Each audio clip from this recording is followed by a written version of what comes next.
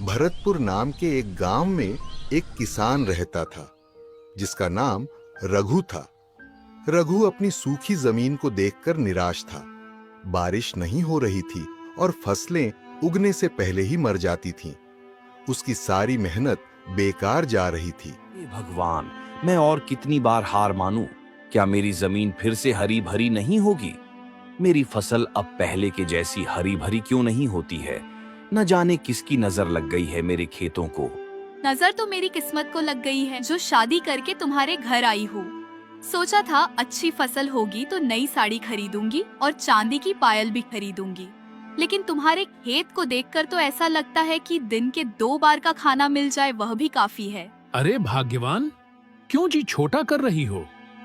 भगवान ने हमें 2 हाथ क्यों दिए हैं? मेहनत करने के लिए ना।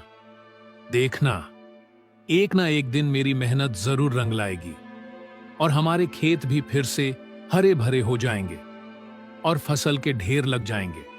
देखते रहो ऐसे सपने, हकीकत में तो अनाज के ढेर नहीं लगेंगे। शायद सपनों में ही राजा बन जाओ। हाय रे फूटी किस्मत। रात का समय हो गया था और रघु खेत में उदास होकर बैठा था।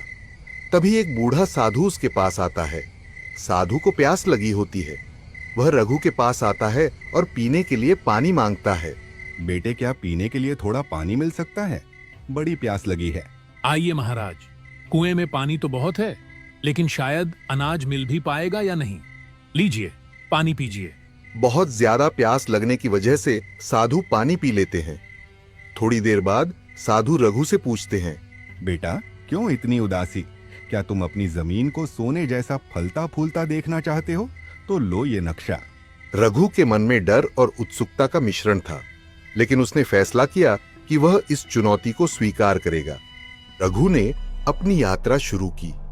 जंगल में खतरों का सामना करते हुए उसकी हिम्मत बार बार टूटने को हुई, लेकिन वह हर मुश्किल से लड़ा। रघु एक नदी पार करने की कोशिश करता है।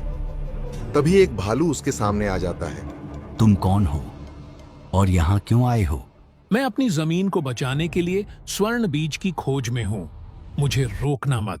रघु का साहस देखकर भालू ने उसे जाने दिया। यह उसका पहला इम्तिहान था। रघु एक चमकती हुई गुफा में प्रवेश करता है। वहां एक सुनहरा पेड़ होता है जिसके नीचे एक छोटा सा बीज रखा होता है। कई दिनों की कठिनाई के बाद रघु ने स्वर्ण बीज पा लिया, लेकिन तभी गुफा के अंदर एक गहरी आवाज गूंजती है। अगर यह बीज चाहिए तो वादा करो कि इसे केवल अपनी मेहनत और दूसरों की भलाई के लिए इस्तेमाल करोगे। मैं वादा करता हूँ कि यह बीज मेरे खेत और मेरे गांव को खुशहाल बनाने के लिए होगा। थोड़ी देर बाद आवाज गायब हो जाती है। रघु बीज लेकर घर लौट आता है। रघु अपने खेत में बीज लगाता है और उसकी देखभाल करता है। बारिश होती है और खेत फिर से हरे भरे हो जाते हैं। रघु, देखो, हमारी जमीन फिर से जिंदा हो गई है। ये तो किसी चमत्कार से कम नहीं। गौरी, यह मेहनत और विश्वास का फल है। रघु की मेहनत और साहस ने उसका जीवन बदल दिया। उसने न केवल अपने खेत को हरा भरा किया, बल्कि पूरे गांव को बीज देकर सभी को खुशहाल बनाया। रघु की यह कहानी बताती है कि सच्चा चमत्कार हमारी मेहनत और विश्वास में छुपा होता है।